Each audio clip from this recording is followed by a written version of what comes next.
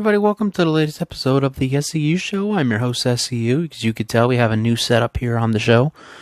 This is also our podcast now available on the I-95 Radio and Podcast Network. I want to shout out to my friend Bobby Garante for letting us on his network. Also on Anchor, Spotify, Stitcher, pretty much wherever you find your podcasts.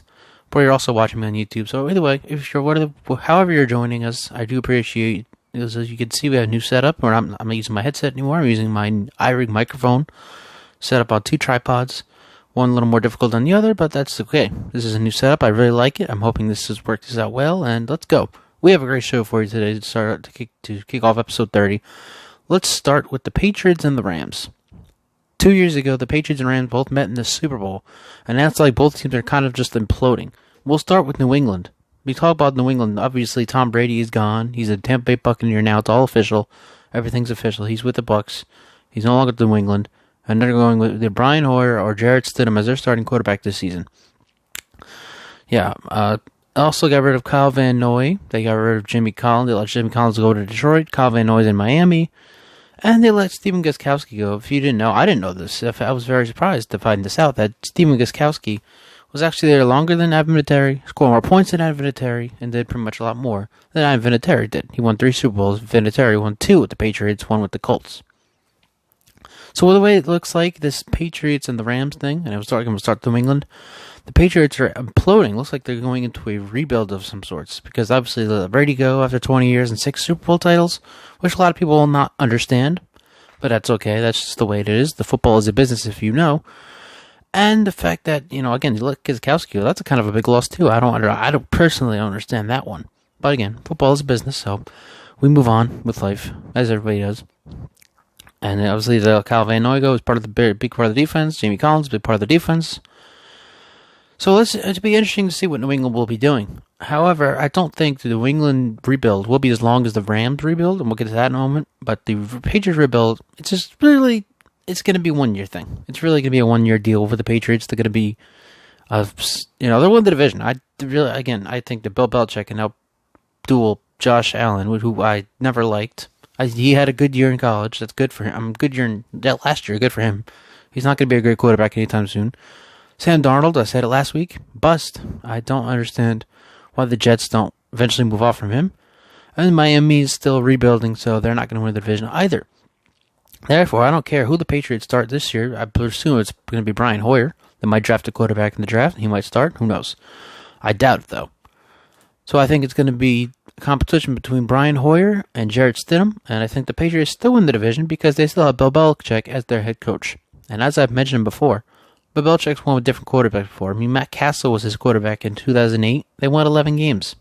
So really, it's not going to be much of a big difference. They still have a lot of key players on their team. Julian Edelman's still there. Oh, they also let go of Philip Dorsett. I meant to make mention of that they let go of Philip Dorsett. But either way, the Patriots still going to win the division, and really, it's just, even though they're going to win the division, it's still going to be looked at as a down year for them. No Brady, no Gostkowski, no Kyle Van Noy's gone. But you still have Bill Belichick. He's the greatest coach in NFL history. You still have Josh McDaniels, who, by the way, has been with the Patriots for a long, long time. I watching Super Bowl 42 yesterday. He was their offensive coordinator in that game.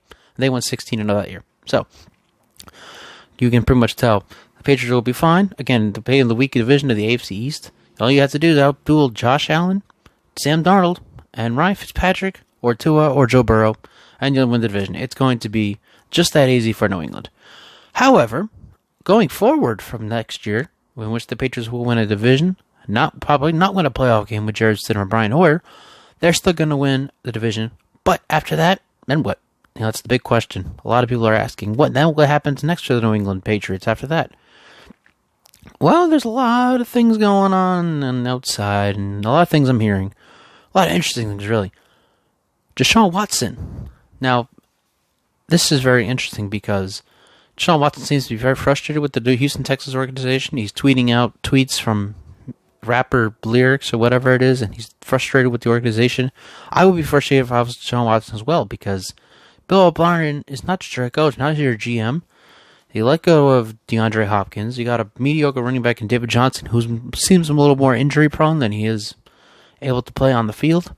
You saw that a few years ago when he had that big season and then he broke his wrist and was out for a year, and he's never been the same. You let your top receiver go. You don't have one now. And obviously, Deshaun Watson's showing his frustration on social media.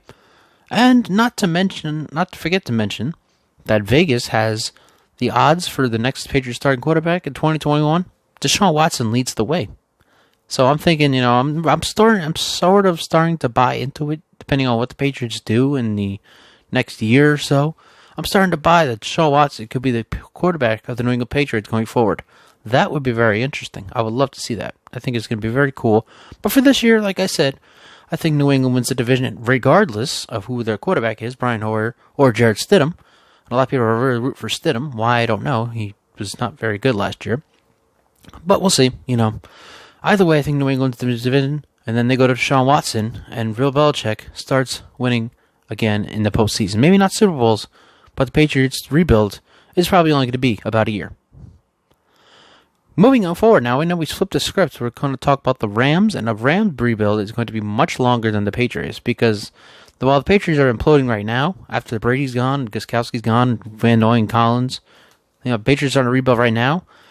The Rams have been doing this since I lost that Super Bowl. They let Ndamukong Suh go right after the Super Bowl. He's on with Tampa Bay. By the way, he's back with Tampa Bay now on a 1-year deal, $8 million. They let a lot of guys go. Here, I got a list right here. So as I was saying, the Rams on their end will have their rebuild's going to be a lot longer than the Patriots, which is only going to be about a year. Then I think they go get Deshaun Watson from Houston because Bill Belichick has a relationship with Bill O'Brien and all that. So the Rams let Suh go after the Super Bowl. Dante Fowler is gone. He's in Atlanta. Todd Gurley, who led the league in rushing twice, I think, at least once, he's gone. He's now in Atlanta as well. Clay Matthews gone. Corey Littleton, Vegas. I eventually think they're going to give up on Goff because, come on, I've said this so many times on the show. Jared Goff is not a franchise quarterback. Yeah, he led you to the Super Bowl. Good for you. He also had he had a super team around him, and that's why they went to the Super Bowl. That's why they beat that in the no call. A lot of people can argue the no call against the Saints. But that's why they went to the Super Bowl. It's not because of Jared Goff, that's for certain. Jared Goff, again, I said this before, and I'll say it again. Jared Goff went number 1 overall after throwing 6 touchdowns in a bowl game against the Air Force. I still don't understand how the hell the Rams decided that was a good idea. Not to mention, under Jeff Fisher, he was a third-string quarterback. So at one point, Jared Goff was not even good enough to start in the NFL. And therefore, I think, obviously, I said on an earlier show, I did think that the Rams giving him the $134 million deal makes no sense at all whatsoever. And they're going to realize that this season, when he has a mediocre season, especially when this team, by the way, I meant to make mention of this as well, Wade Phillips is gone, their defensive coordinator. Yeah, the defense is going to be absolutely horrendous this year, and the Rams are going to want to clean house after that because they had to go up against Russell Wilson twice a year, Jimmy Garoppolo twice a year, George Kittle twice a year, not to mention Kyler Murray, DeAndre Hopkins, Larry Fitzgerald, Christian Kirk, Andy Isabella, that big wide receiver core down in Arizona twice a year. So this Rams thing, it's not a 1-year deal like it is with New England. The Rams are going to be rebuilding for years and years to come. And Rams fans, you better, I don't even know what to tell you because it's going to be so bad. You're just stick with your team because when they do figure it out, it's going to be good. But I do think that they've been imploding, rebuilding since the Super Bowl loss. They now gotten rid of Gurley. Yes, he's hurt, but he'll do well in Atlanta against, he's still a great running back. Clay Matthews still has a little juice in him. Corey Littleton is gone. He'll do well in Vegas. We'll get to Vegas in a little bit. Yeah, so pretty much the Rams have been imploding, and it's still going to be a long time until they're ready to compete again and get back to the Super Bowl. All right, now we flip gears here. A lot of talk about the NFC South, by the way. We talk about, Dante Fowler and Todd Gurley went from the Rams to the Falcons. And, Brady's there, and Mike Evans and Chris Godwin, and I think he just signed another running back, I think. I'm not sure about that, but the NFC South has a lot of hype around them because, again, Breeze just signed a deal. He'll be there for the next 2 years. Bridgewater's in Carolina. They have a new coach, Matt Rule, who had success at Baylor and Temple. So a lot of people are liking that, what they see there. And Atlanta, by the way, has 11 first-round picks playing for them this year. Former first-round picks like Calvin Ridley, Matt Ryan, Todd Gurley. A lot of former first-round picks. That's a lot. That's pretty good. So, obviously, I understand the hype around the Falcons, around the NFC South, because a lot of changes are coming in that division. However, are we really ready to say that this is the best division in the NFL?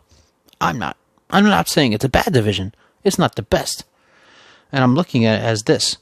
Because of this coronavirus, there's not going to be training camps. I'm pretty sure that's already been established, that training camps are going to probably be canceled at this point due to the coronavirus. Like everything else has been canceled due to coronavirus. The Olympics were delayed.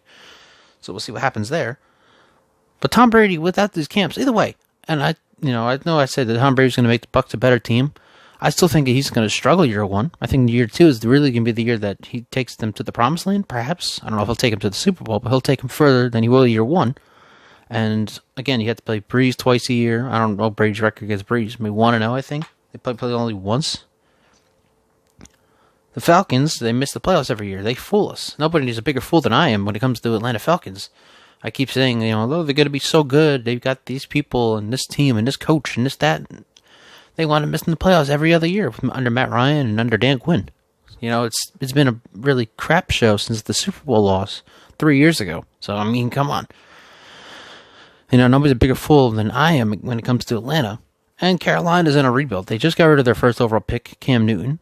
They do have from CMC, Christian McCaffrey. They do have a new head coach. They have Teddy Bridgewater. But let's not get our hopes up of Carolina. Teddy Bridgewater threw 14 touchdowns the year he won Rookie of the Year. They went 5-0 against a bunch of crap teams, the Jaguars, the Bears, and whatever, last year in place of Drew Brees. So, not really sure how to go with the Panthers right now.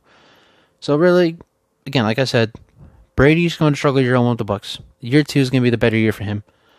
The Falcons miss the playoffs every other year and fool us into thinking they're going to be good than when I'm not being. So I'm not saying that the Falcons are going to be bad, but I'm not buying into them like I have the last couple of years, every other year, whatever the case is. I'm not buying into them anymore. Last year I had them going to the Super Bowl and missed the playoffs. And they just Desmond Trufant. I think he went to Detroit, one of their star guys on defense. And Carolina is rebuilding. And so pretty much it's the Saints division to lose. And again, I'm not saying it's a bad division. The NFC South will be a great division. You'll have Brady and Breeze twice a year. I would assume that both of those matchups will be in prime time. Monday Night Football, Sunday Night Football, Thursday Night Football.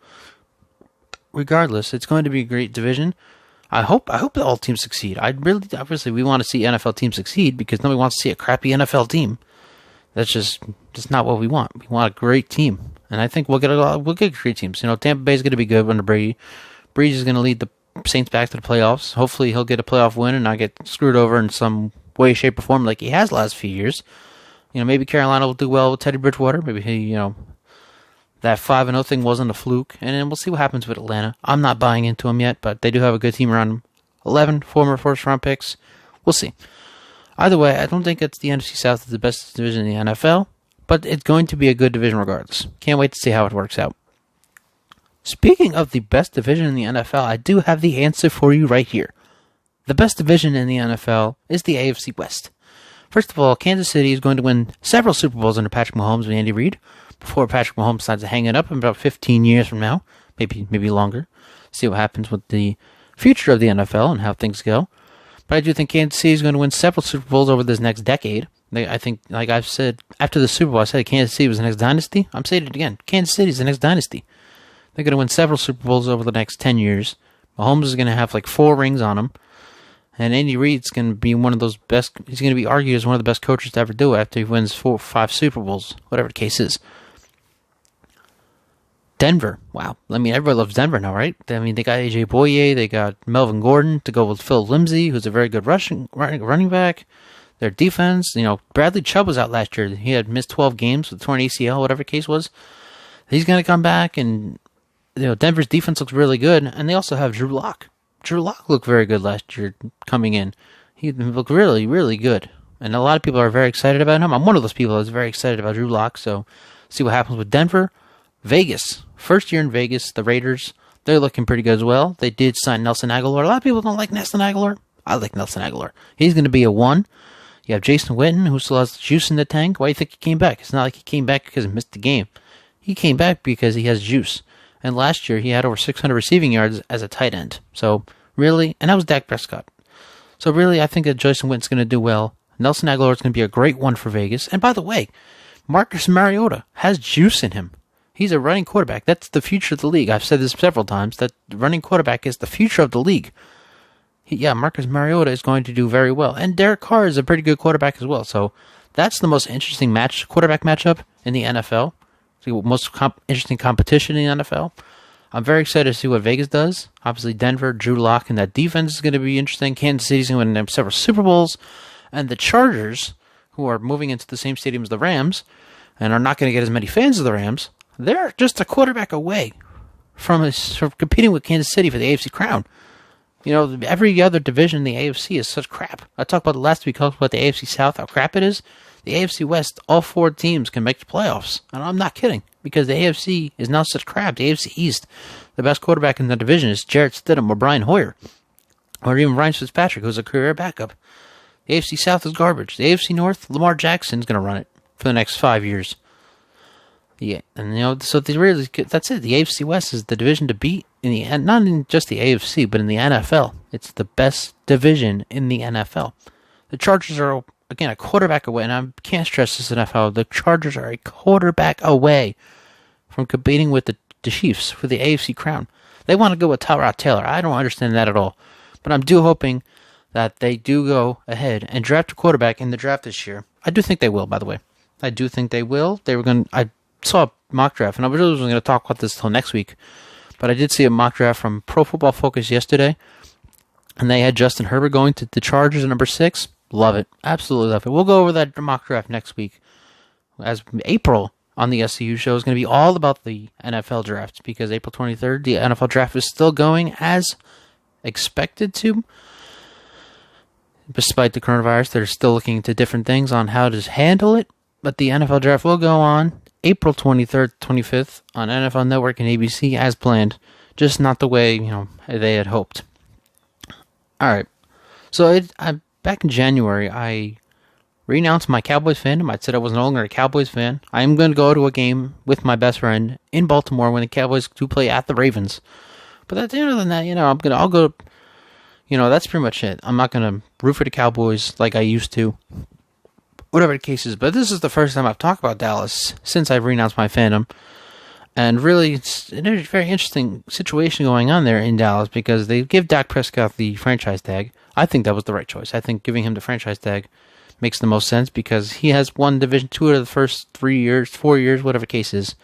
But every year it seems like he turns the ball over more, so kind of like, who knows what's going to happen. But now that there's the news that he's talking to the Cowboys about a long-term deal. And while I do agree that they should give him the tag, I also agree that they should give him the long-term deal. I don't see any really I don't see Dallas imploding at all to find the quarterback in the draft in the next few years. I don't see it happening. I think they should sign Dak, because he is their franchise quarterback at this point. He has led them to several division titles. He has several playoff wins. He's going to win more playoff games over the next couple of years. After they get this, I do think Jerry Jones and Stephen Jones have both come out and said they want to sign Dak to a long-term deal. They want it to get done. And therefore, no matter how long it really takes, it's going to happen. And Dak Prescott's going to win more playoff games and win more division titles over the next, I guess I would assume they sign a 4 to 6 year deal. Dak's going to win, if they sign a 4-year deal, Dak's going to win the division every year. I'm putting that up there. I'm not a Cowboys fan, but the Eagles, Carson Wentz is injury prone. Who knows how long he'll be out there? Well, another 3 years maybe, and they'll start considering retirement, depending on his injuries. The Redskins are imploding. Ron Rivera's a great coach, but they have Dwayne Haskins at quarterback, and they're already deciding maybe Tua. We don't know yet. And the Giants, they have a new head coach. I don't like Daniel Jones that much. But, obviously I did say the Giants are going to be an exciting team. But who knows what's going to happen under Joe Judge and Jason Garrett's offensive coordinator. Who knows what's going to happen. It'll be interesting to see. But if I'm the Dallas Cowboys, I'm working on Dak Prescott's contract. They already signed Mark Cooper. They got Jalen Smith. I'll Colin Cowherd. I'm a big fan of the Herd. If you watch the show, I'm a big fan of Colin Cowherd and the Herd on Fox Sports Radio, Fox Sports 1, and iHeartRadio and all that. He keeps talking about how the Cowboys are going to implode because they lost Travis Frederick and lost Jeff Heath and lost this guy and that guy. They have Mark Cooper. Yeah, they got Randall Cobb. They can draft another receiver. CeeDee Lamb, perhaps, if he falls that far in the draft. The Cowboys trade up. They still have Byron Jones is gone, but they just signed Clinton Dix. He's a very great addition to the Dallas defense. I'm not liking this Cowboy hate. I'm not a Cowboys fan, but I do think that the Cowboys will be fine. And I do hope that they sign Dak Prescott to a long-term deal because it'll work out for them in the long run. It really is. And again, that's not Cowboys fandom. That's just facts. Because the Eagles, they'll move off of Carson Wentz eventually. They'll struggle for a few years as they look for a next franchise quarterback. Who knows what's going to happen with the Giants or the Redskins. And with that, we are done here today. Thank you all for joining us. This has been episode 30. I hope you like the new setup. I know I do. This is a really cool setup. All right, and that's it. Like I said, thanks for joining us. This has been episode number 30 of the SCU Show, available on my YouTube. I won't give it away, but if you can find me on YouTube, find me on Twitter at RunningFanatic2. I'll post the link to the YouTube, also the link from the I-95 podcast and radio network. Again, shout out to my boy Bobby Gorente for hosting us. Not iHeartRadio. Not yet, at least. We're not on iHeartRadio yet, but we are all on. Also, Stitcher, Stitcher, pretty much wherever you get your podcast. Spotify, Anchor, look at us up. SCU Show. Thanks for joining us. We'll see you next week. Big month of April coming. Mock drafts. A whole lot of Tua talk. This has been episode 30 of the SCU Show.